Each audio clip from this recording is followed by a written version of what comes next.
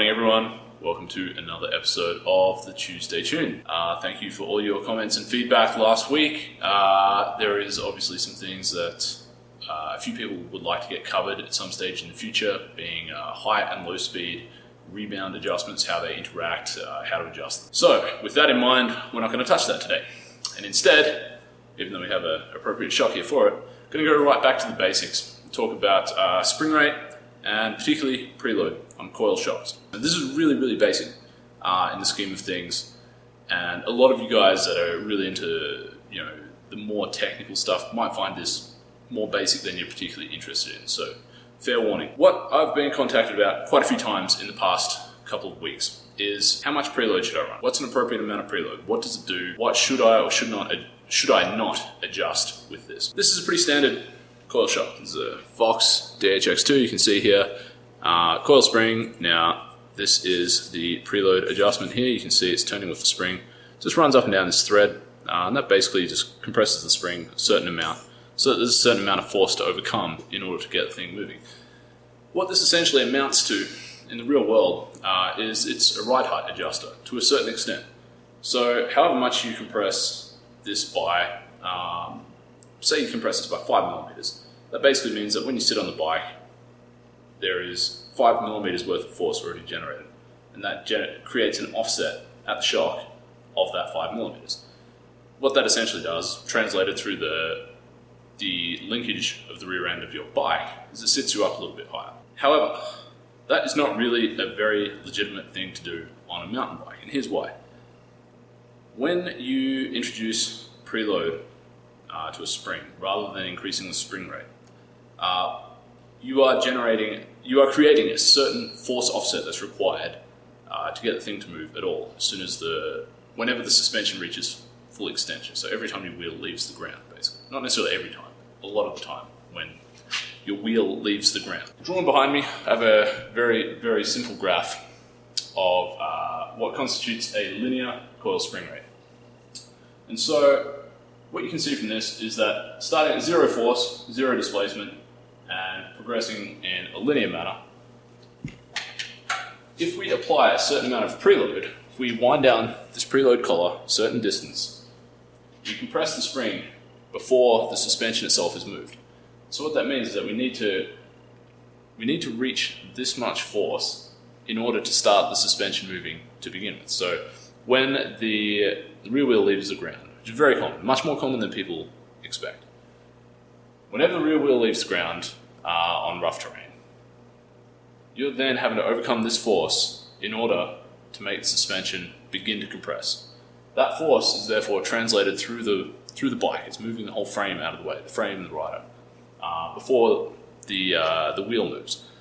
The result of this obviously is a decrease in compliance, a sense of harshness, but with that there isn't really a substantial positive effect associated. So why do we even have a preload adjuster? What's the purpose of it? Well, there's a few reasons.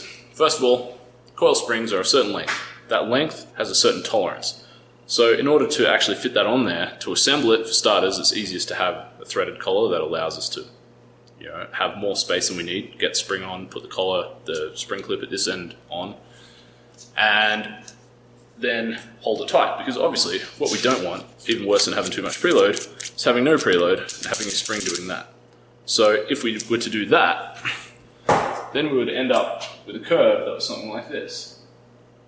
The problem with that, obviously, is that you have a certain amount of suspension motion available at zero force, which is free play. Anyone that's ever ridden a bike with a loose DU bushing knows that they don't enjoy that much. So when we wind this down to preload this, we do a few things. We basically make the spring tight, so there's no play in there, and that means there's no play in the suspension coming from the spring. That's very important. It also allows us to use different length springs on the same shock. And if you notice with rear shock springs in particular, depending on the rate as well as the stroke, you will get different lengths of spring to fit the same length shock. Now that saves on costs, makes things a lot simpler. Basically, it's a very simple adjustment from a design point of view that allows us to use different length springs on a given shock. Doesn't necessarily translate into an adjustment that the rider should be making. Now, in the motorsport world, there's a lot of talk about preload. Preload is a much more valid adjustment there. When we adjust the ride height of a bike by a couple of millimeters, that is not very substantial compared to what difference the rider can make by moving up or down on the bike. The ability of the rider to shift his center of mass vertically or back and forth is huge compared to what we can do with the preload. Obviously, if you go to the other extreme and you have a car where the pilot is quite static, they are not able to affect the ride height just by shifting around in the seat. So in those cases, and especially for cars or anything on the road, the ride height becomes really critical to the way that the thing handles.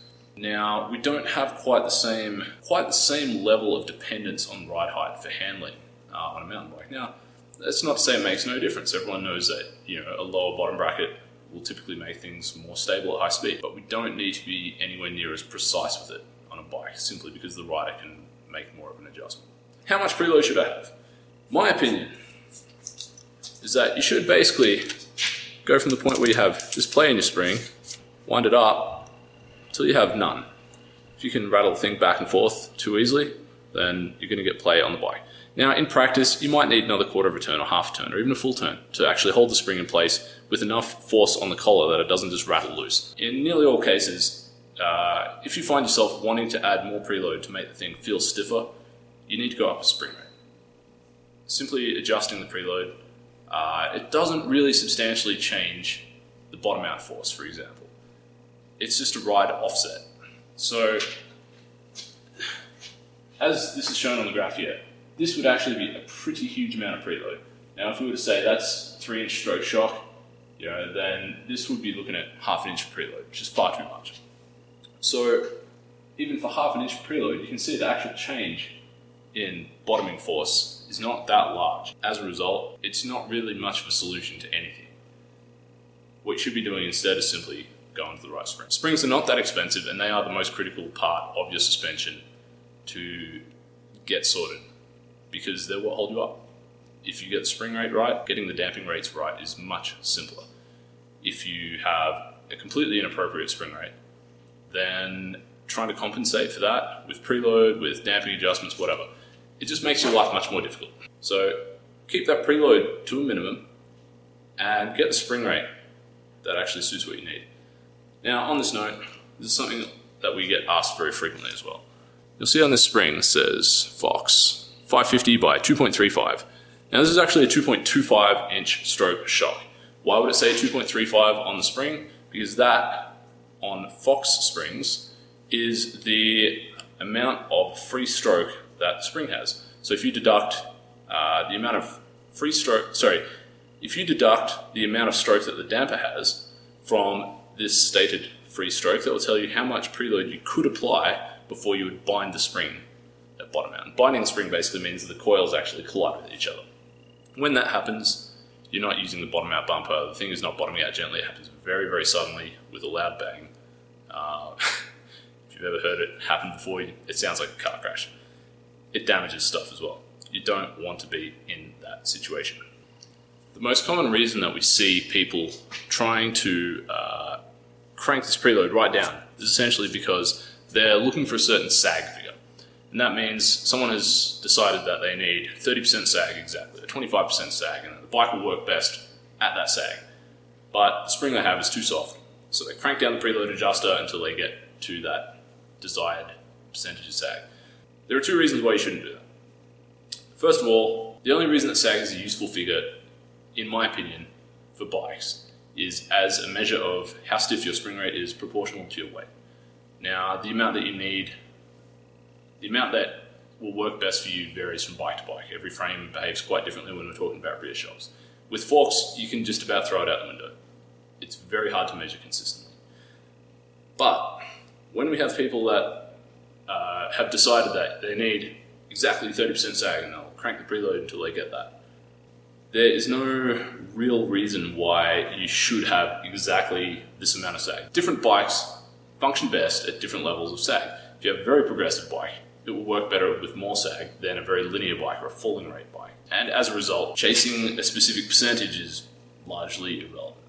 What spring rate works best for you, gives you the ride characteristics that you want, isn't bottoming out too frequently, is allowing you to use full travel when you should be using full travel. And that doesn't necessarily mean every day, every run, all the time, but when you feel it's justified. That is the right spring rate for you. That will give you a certain sag figure, but that doesn't necessarily mean that that sag figure is something to go chasing on your next bike, or on your next setup, or on your other bike. That just means that that is the sag figure that you end up with when you have the right spring rate. When you have the spring rate that's most appropriate for yourself. Again, fork, sag, you can basically throw it out the window. More often than not, fork sag will just lead you up the garden path. It's largely not relevant, and you're much better off going with either spring rate, in the case of a coil spring, or your air pressure if it's an air spring. Keeping track of those, what's too soft, what's too stiff, is much more useful than trying to find a certain sag percentage. Anyway guys, hope you found something interesting in there. I'm sure there are some of the tech nerds out there who really love geeking out on this stuff who found that quite basic. Rest assured we will return to some more in-depth technical stuff in the weeks to come. Thank you again for watching, and I'll see you next week.